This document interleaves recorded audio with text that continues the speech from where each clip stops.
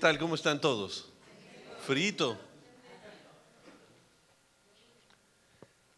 Pues hoy voy a compartir una enseñanza un poco distinto de la Navidad, una historia totalmente distinta, aplicable a la época de la Navidad, pero quiero que salgan de aquí con habiendo sido instruidos en la palabra. Entonces, si abren su Biblia al libro de Filemón. Filemón es el libro más corto de toda la Biblia, antes del libro de Hebreos, es de una página. Y vamos a estudiar el libro de Filemón y ver algunas cosas aplicables a la temporada, pero también a nuestras vidas, cosas que necesitan ser transformadas en nuestras vidas. ¿Ya lo tienen? Bueno, vamos a orar para recibir la palabra. Señor Jesús, gracias por haber venido a esta tierra a dar tu vida por nosotros, a redimirnos aún sin nosotros merecerlo. Señor, abrimos en este momento nuestro corazón para poder entender, escuchar, ser confrontados y ser transformados por tu palabra. Te amamos, Señor, en el nombre de Jesucristo. Amén. Amén. Tengo, ¿cuánto tiempo, Ariel? 4 horas. Bueno. El libro de Filemón es un libro, déjenme darles más o menos un panorama de lo que sucede aquí.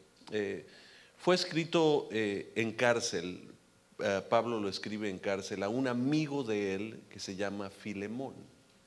De hecho, fue debatido si este libro debería de estar en la Biblia porque pues es una carta personal, es carta de una persona a un amigo. Entonces decían, bueno, pues ¿para qué está en la Biblia? Pero cuando ustedes, cuando leamos todo y entendamos la historia, ustedes van a entender por qué está ahí este libro. En la época donde Pablo escribe, existían muchos esclavos. De hecho, dentro del Imperio Romano, creo que era 3 por 1. Por cada ciudadano romano había 3 esclavos. Era algo grande. Entonces, por tal, trataban a los esclavos con severidad. O sea, si cometían un error, no sucedía cualquier cosa, sino los mataban. En una ocasión hay un escrito romano donde un general romano había pedido un cambio de su vajilla. Entonces trae vasos de cristal uno de los esclavos. Entonces se cae y se quiebra todo el cristal. Lo que hace el general es lleva a la persona a un río lleno de pirañas y ahí lo meten hasta que se lo comen totalmente las pirañas. Eso era la manera en que trataban a los esclavos. Los crucificaban, les cortaban la cabeza, todo porque cuando cometían un delito ellos querían estar seguros que no había una revolución, porque eran 3 por 1. O sea, si se levantan los esclavos pudieran provocar toda una revolución. Aquí está Pablo en Roma. Roma es la ciudad más grande del mundo en aquel tiempo. Está él prisionero. Y de pronto hay un hombre llamado Onésimo que se aparece. Onésimo, curiosamente, era esclavo de Filemón. Filemón era un hombre muy rico. No se sabe cuánta riqueza tenía, pero él era de Colosas.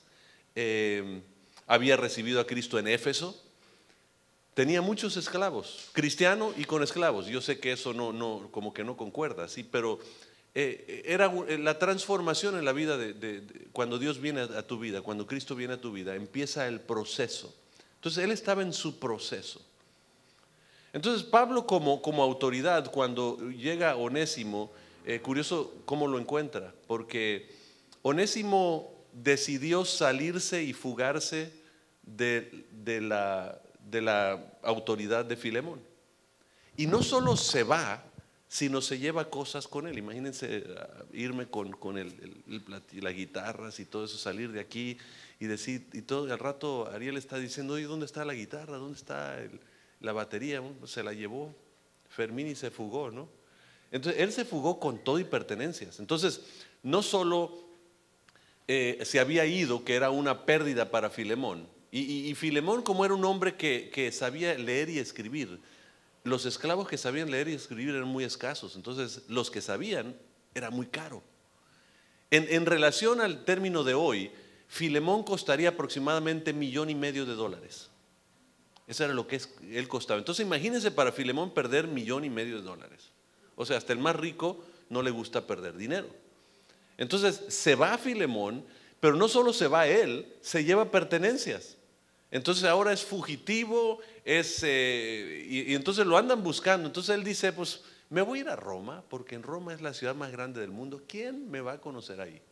Entonces se va del área de Colosas, se va hasta a Roma y ahí empieza y dice finalmente, oye, voy a conseguir trabajo, y consigue trabajo dándole de comer a los prisioneros en la cárcel. Estaba en una cárcel, está en una casa, detenido Pablo, pero ahí empieza a darle de comer. Entonces imagínense nada más el diálogo. Y recuerdo un incidente que me cuenta mi padre, que en la Ciudad de México estaba el supervisor general de una de las denominaciones más grandes. Entonces él está manejando y se le atraviesa una persona. Entonces cuando se le atraviesan, él abre la ventana y grita, ¿dónde sacaste tu licencia, mi rey? No, no dijo mi rey, ¿no? Pero algo muy similar, ¿no? Se le salió lo carnal, ¿no? Y de pronto la otra persona lo reconoce. Hermano, y no voy a mencionar su nombre, ve cómo está, que Dios le bendiga, ¿no? Dice él, ¿dónde iba a creer que en la Ciudad de México me iban a reconocer? Entonces, y fue la persona que se le atravesó.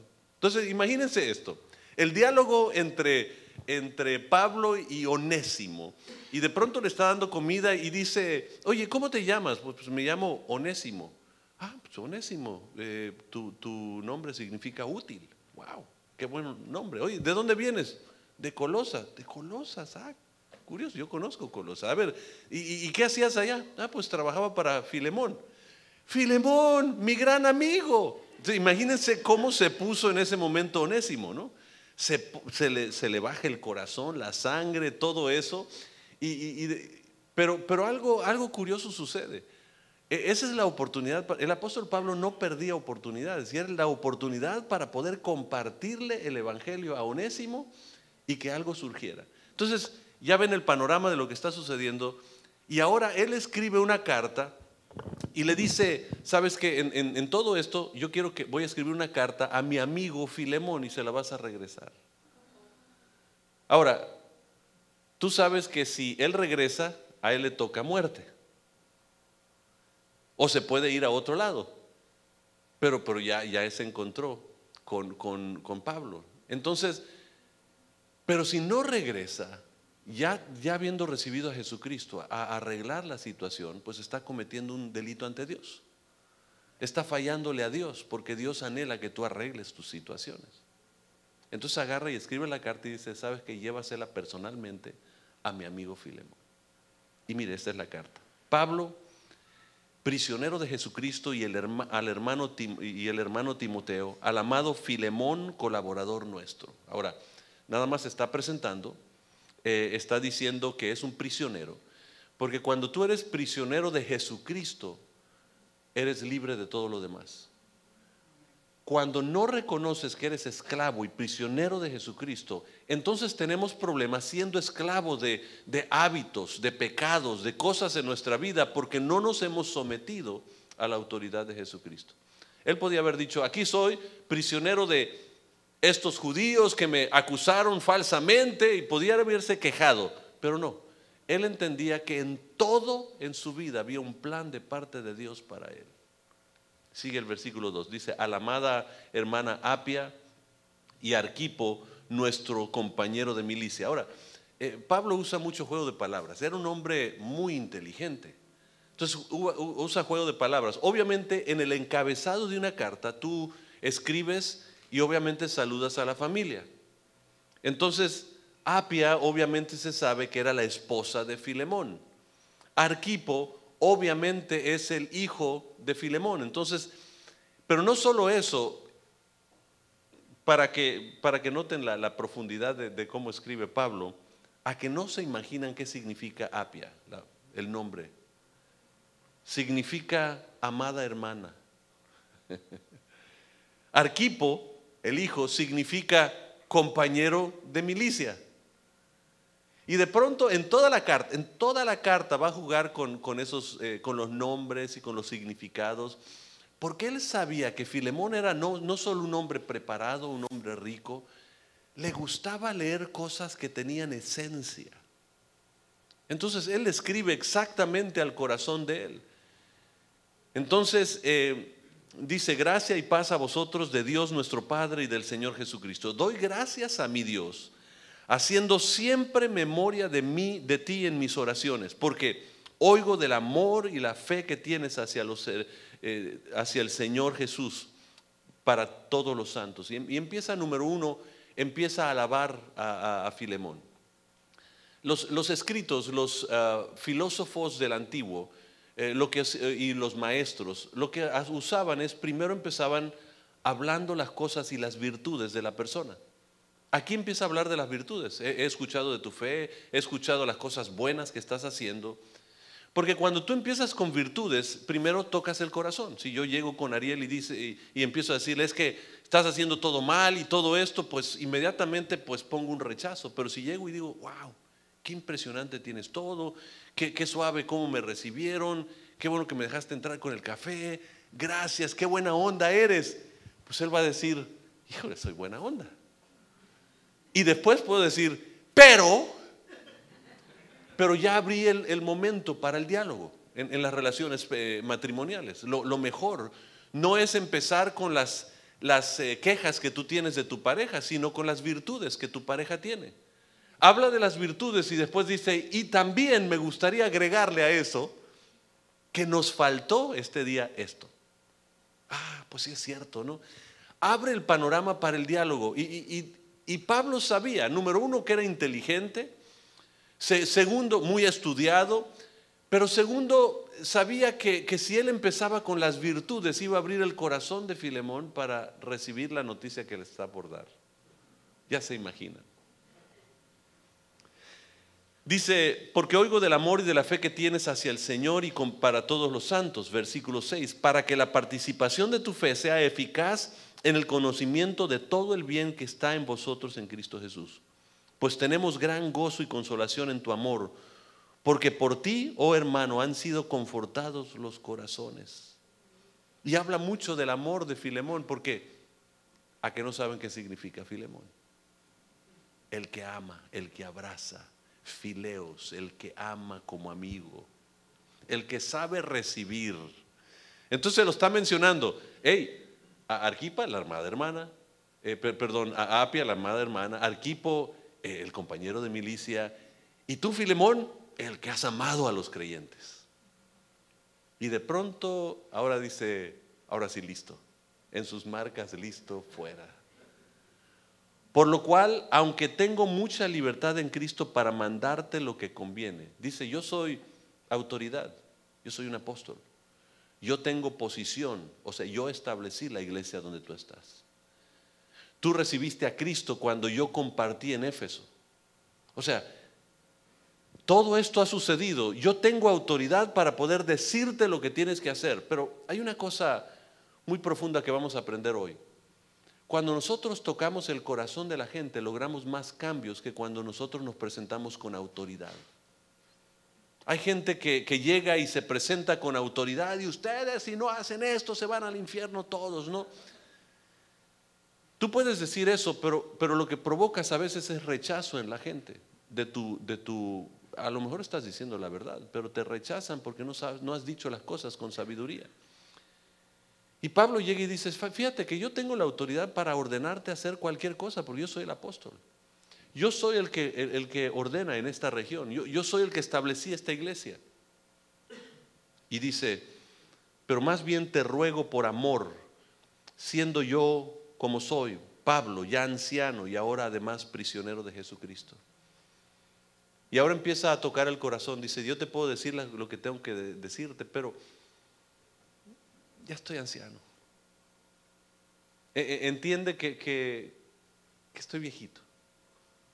Pero todavía lo profundiza más, un poquito más adelante. Noten, esta es una carta que a veces me hace reír, pero me hace entender todo lo que el Señor hizo por nosotros, llegando, descendiendo del cielo a venir a redimirnos a nosotros. Dice el versículo 10: te ruego por mi hijo Onésimo, a quien engendré en mis prisiones. Ouch. Me acaba de alabar, me acaba de decir qué tan bueno soy, qué tan buena onda, qué bien me peino, todo eso me dijo. Y ahora de pronto, oye, Onésimo, el fugitivo, el que andaba huyendo, el que andaba haciendo todas estas cosas, déjame decirte que es mi hijo. O sea, yo lo engendré. O sea, cuando él vino a mí, imagínense el diálogo. Y cuando, así fue el diálogo, fue empezó con el ruido, ¿no? Imagínense la comida siendo dada, imagínense el diálogo, imagínense el otro cómo se sintió cuando se dio cuenta que Filemón era amigo de Pablo. De hecho, Pablo, cuando llegaba a Colosas, a la casa de Filemón, Filemón le daba la recámara principal para que Pablo durmiera ahí. Y ahora de pronto dice, ya que te expresé todo el amor, déjame decirte, oye, aquí está Onésimo, que ahora es mi hijo. Que cuando yo estaba aquí en prisión, cuando estando aquí en prisión, lo engendré, dice, el cual en otro tiempo te fue inútil, pero ahora a ti y a mí nos es útil. ¿Se acuerdan lo que les dije que significa Onésimo? Útil. Dice, mira, antes te fue problema porque era esclavo, era el que causaba la revolución, era el que estaba levantando a los esclavos en tu contra, era el que hacía todos estos, pero ahora es un hombre diferente. Para ti y para mí. Ya le dijo que era viejito. Los viejitos, ¿qué necesitan? Ayuda. Para a lo mejor subir escalones, para sentarse o para pararse. Yo cada vez que voy, mi mamá, pues cada vez te agarra la mano para poder levantarse. Entonces entre más va pasando la edad, bueno, yo ya estoy llegando a una edad donde de vez en cuando me pasa lo mismo, ¿no? Pero ocupan ayuda. Entonces él ya le dijo, soy anciano, oye, para ti y para mí nos es útil este hombre que se llama útil. Entonces le empieza a decir todo, y versículo 2, el cual vuelvo a enviarte, tú pues recíbelo como a mí mismo. Ouch. O sea, ¿se acuerdan cómo les dije que Filemón recibe a Pablo, no? Le da la recámara principal y dice, mira, yo te lo vuelvo a enviar. Yo tengo la autoridad para decirte qué hacer, pero ¿sabes qué? Te lo voy a regresar, tal como dice la ley, te lo voy a regresar, pero tú recíbelo como me recibes a mí. Dale su ponchecito cuando llegue, ponlo en la sala, platica con él, dale la recámara principal, haz todo lo que necesitas hacer. Versículo 13. Yo quisiera retenerlo conmigo para que en lugar tuyo me sirviese en mis prisiones por el evangelio. Me encanta cómo Pablo empieza a decirle básicamente, oye, así como tú me has ayudado mucho, oye, pues me gustaría que él te representara aquí. ¿Qué va a decir Filemón? No, pues amo tanto a Pablo, pues obviamente, quédatelo, que te ayude, haz de cuenta que yo te estoy ayudando. Entonces él empieza a escribir sabiendo la manera en que piensa Filemón. Y dice, yo quisiera retenerlo conmigo para que en lugar tuyo me sirviese en mis prisiones por el evangelio. Pero nada quise hacer sin tu consentimiento para que tu favor no fuese de necesidad, sino voluntaria. No quise forzarte en nada. Estoy dejando que tú tomes la decisión. Es un tipo, no sé si ustedes recuerdan a la mamá cuando uno estaba chico, ¿no? De pronto mi mamá decía, oye hijo, vamos a la tienda, necesito comprar cosas de mandado para la casa. Yo le decía, no mamá, no quiero ir. No, está bien, de todos modos yo siempre voy sola, aquí sola, pues de nadie me acompaña. Yo sí sirvo a todos, pero nadie me sirve a mí, nadie me ayuda a mí, ¿no? Entonces ya uno, ok mamá, y vamos, ¿no? Todos, así está Pablo, está diciendo, ¿sabes qué? Te lo regreso porque eso debo de hacer, aunque yo sé que si me quedo es como que si tú lo tuvieras. Y le empieza a jugar ahí como que yo creo que Filemón ya está para esta parte de la carta diciendo, caray, no sé si voy, si vengo, si fue un gancho abajo, si fue arriba, no entiendo qué está pasando, ¿no? Versículo 15. porque quizá por esto se apartó de ti por algún tiempo, para que lo recibieses para siempre. Ahora le da el principio espiritual. La Biblia dice que todo obra para bien de aquellos que aman a Dios. Todo lo que pasas en tu vida obra para bien. O sea, puede ser negativo. Estás diciéndose, a lo mejor no te gustó lo que sucedió, a lo mejor fue difícil lo que sucedió, pero lo que sucedió porque Dios así le place. Porque Él está en control de todo.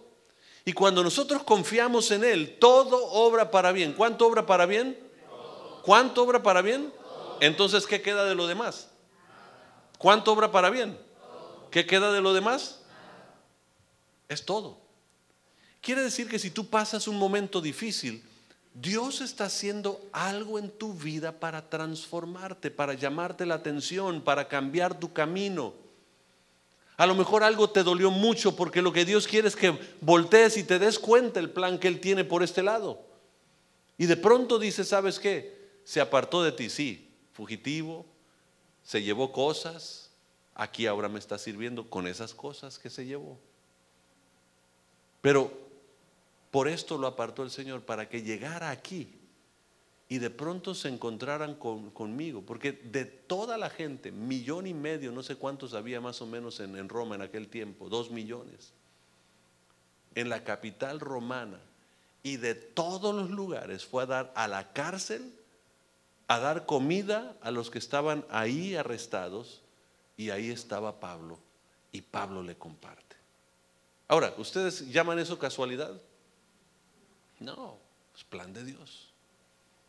Y todo en la Biblia tiene un plan. De pronto, es curioso porque de pronto tratan de hacer pretextos. Acabamos de regresar de Israel y la guía que teníamos de pronto es guía, da historia, pero de pronto le pone pretextos a todo. Y es curioso porque para todo hay pretexto. Cuando el pueblo de Israel cruza el Mar Rojo, de pronto algunos estudiosos dicen que el lugar donde cruzaron el Mar Rojo, ocasionalmente la marea y todo baja a unos 2-3 centímetros, aunque la Biblia dice que cruzaron en seco, pero dice que bajan a 2-3 centímetros. Tú puedes cruzar de una punta a la otra punta en 2-3 centímetros de agua. Y dice, ellos consideran que es por ahí donde pasó el pueblo de Israel. Y uno dice, bueno, pues qué impresionante Dios, ¿no? Que provocó que todo el ejército de Egipto se ahogara en 3 centímetros de agua, ¿no? Entonces, todos se tiraron al agua a ahogarse, ¿no? ¿Qué estás haciendo? Me estoy ahogando.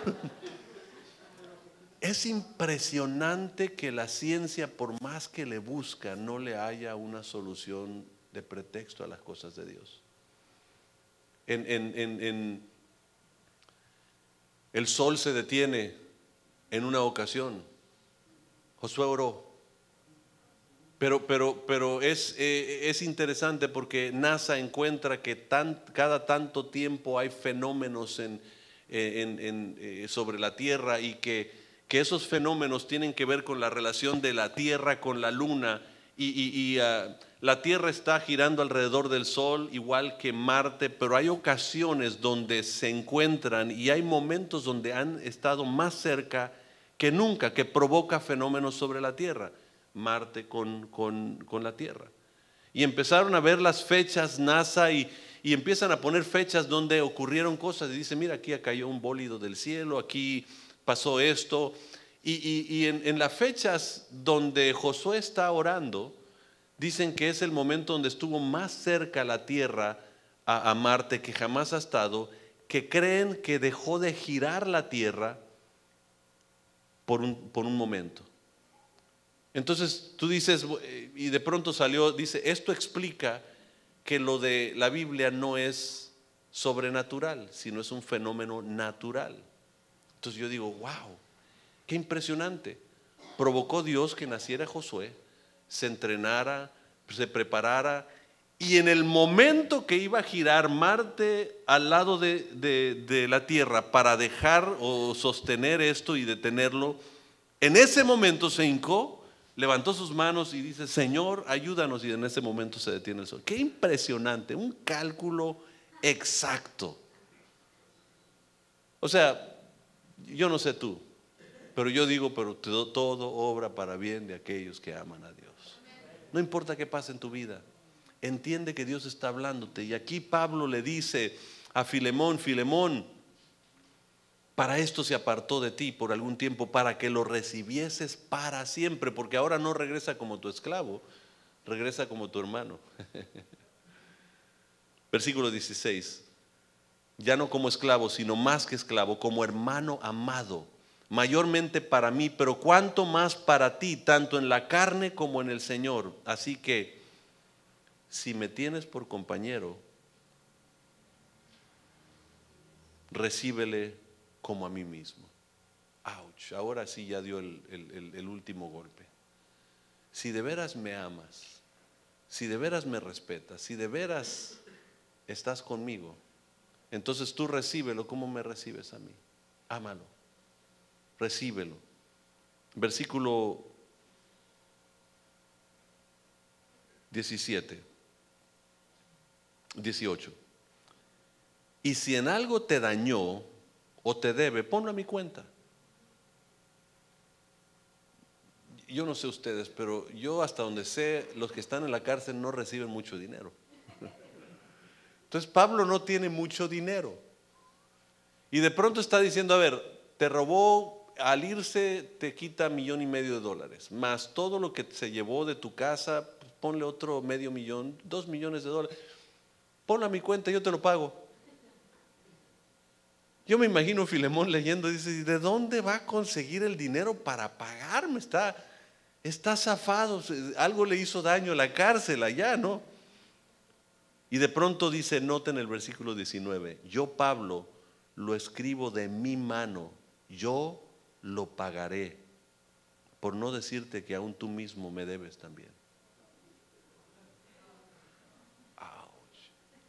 No se te olvide que tú tienes a Jesucristo, porque yo prediqué en Éfeso el día que tú estabas ahí. No se te olvide que tu matrimonio se restauró, porque yo di la consejería y oré por ustedes. No se te olvide que tu hijo está predicando el evangelio ahorita, porque yo lo discipulé y lo preparé para que él estuviera de pastor en la casa tuya. Entonces, lo que él te deba, yo lo pago, pero déjame recordarte todo lo que tú me debes a mí. Me debes tu propia vida.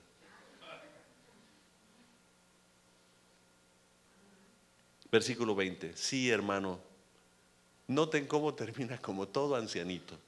Sí, hermano, tenga yo algún provecho de ti en el Señor, conforta mi corazón en el Señor. Ándale, pórtate bien conmigo. No seas gacho. Ese sería la versión San Fermín. No seas gacho. O sea, yo estoy anciano, necesito ayuda, todo eso. Entonces, nota en versículo 21: te he escrito confiando en tu obediencia, sabiendo que harás aún más de lo que te digo. Ahora sí lo pone contra la espada de la pared, ¿no? Sabes que yo confío en ti. Yo sé que no solo vas a hacer lo que debes hacer, vas a hacer mucho más de lo que debes hacer. Porque te conozco cómo eres. Y versículo 22: como todo buen papá, prepárame también alojamiento, porque espero que por vuestras oraciones os seré concedido. O sea, prepárame el cuarto, porque eventualmente cuando salga de ahí quiero ir a ver si estás haciendo todo lo que te he pedido. Voy a ir a supervisar, a ver si estás haciendo las cosas como debes estar haciéndolas. Interesante libro. Y termina: te saludan Epafras, mi compañero de prisiones por Cristo, Marco, Aristarco, Demas y Lucas, mis colaboradores. La gracia de nuestro Señor Jesucristo sea con vuestro espíritu. Amén. Y tú dices: bueno, bonita la carta, nos hizo reír un poquito, nos hizo meditar un poquito, pero ¿por qué está Filemón en el canon del Nuevo Testamento? Porque 110 años después de Cristo se le encargó al obispo de Éfeso a reunir las cartas de Pablo para considerar las cartas que necesitaban estar en el Nuevo Testamento. Y de pronto empezó a recopilar y encuentra esta carta personal de Pablo a Filemón. El obispo de Éfeso se llamaba Onésimo. exactamente el mismo hombre que un día había huido.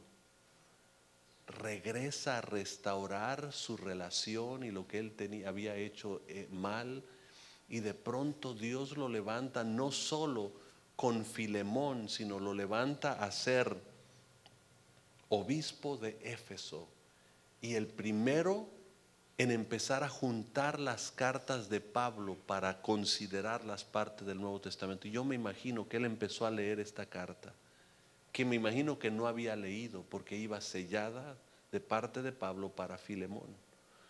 Y empieza a leer y me imagino Onésimo llorando, diciendo: wow, qué impresionante la gracia de Dios para conmigo. Los demás tienen que conocer esta historia.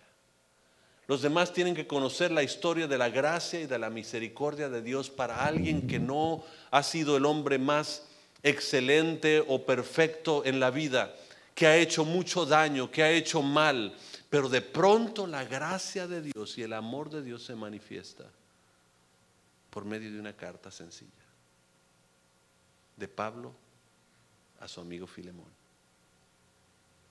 Wow, imagínense la carta que Dios escribió para nosotros, que hace 2000 años Él decide dejar su trono en el cielo, encarnar Emmanuel, Dios con nosotros, y venir a revelarse a nosotros para redimirnos a nosotros de algo que nosotros habíamos hecho mal. Habíamos ofendido a Dios. Cada uno de nosotros hemos fallado a Dios, hemos desobedecido, hemos hecho mal, hemos tomado nuestras decisiones en nuestra carne, a nuestra manera, y de pronto llega Él, prisionero de esta vida, solo por 33 años, da su vida en la cruz del Calvario para presentar la carta de los decretos en la cruz, aquello que me acusaba, aquello que me condenaba, y lo presenta en la cruz para que yo sea libre. Imagínense todo eso. Esa es la historia de la Navidad. ¿Qué mejor historia que una historia de restauración, de transformación? Y eso es lo que nosotros encontramos aquí. Yo quiero que cierren sus ojos.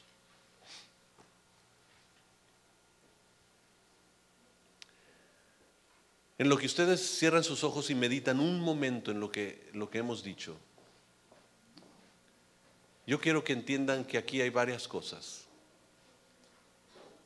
Lo primero es que hubo un hombre que tuvo que regresar a corregir los errores que había cometido. Podía morir,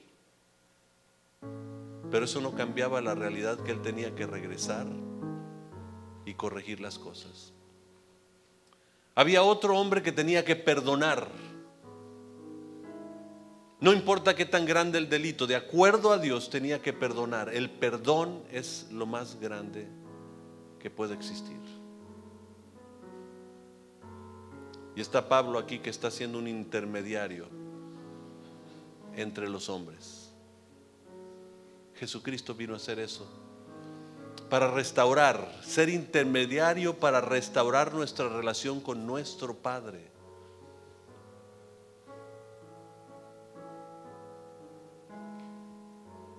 En cada uno de ustedes hay algo que esta Navidad tiene que cambiar. A lo mejor tú tienes que perdonar. Hay heridas ahí que todavía están y tú dices: es que no puedo sanar de esto. Bueno, Dios te llama hoy a perdonar. A lo mejor tú eres el que has ofendido a alguien y tú tienes que regresar y tú dirás: a lo mejor no me van a perdonar, o a lo mejor ya la persona no está aquí. Si no está aquí, puedes ir ante Dios.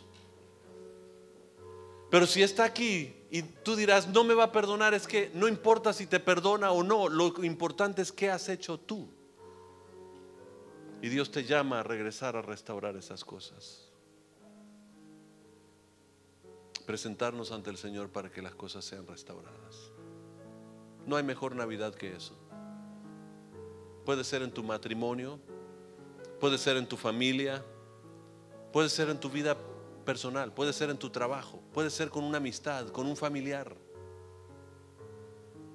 Pero hay cosas que tienen que suceder para que esta Navidad sea una verdadera Navidad, donde el Mesías, aquel que vino a esta tierra a dar su vida, habitó entre nosotros. Vimos su gloria, gloria como del unigénito del Padre, lleno de gracia y de verdad, para que ese pueda traer la plena salvación, felicidad, paz a nuestro hogar.